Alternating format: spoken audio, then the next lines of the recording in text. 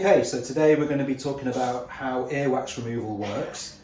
Our preferred method is using microsuction, where we put a little probe, a little tube, into the ear canal, and that probe is attached to a suction pump, a machine which generates a suction, a negative pressure. And the probe attaches onto the earwax, and we can gently then remove the earwax using suction, and we suck it outwards and it comes out. So that is the easiest, cleanest and most well tolerated method of earwax removal. However, there are other methods as well. One of the other methods is irrigation, or ear syringing, as it's more commonly known. And that's when we would introduce a jet of water under controlled pressure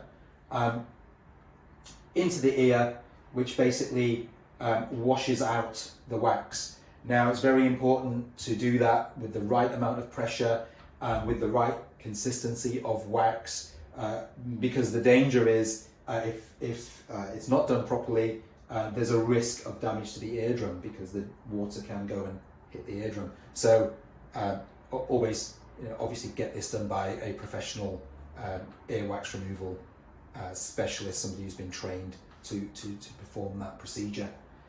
And thirdly, there's manual removal as well, where we can use, depending on the hardness of the wax, we can use physical tools like a Jobson horn probe to and obviously have to be a sterile tool to go into the ear canal and to prise out the wax.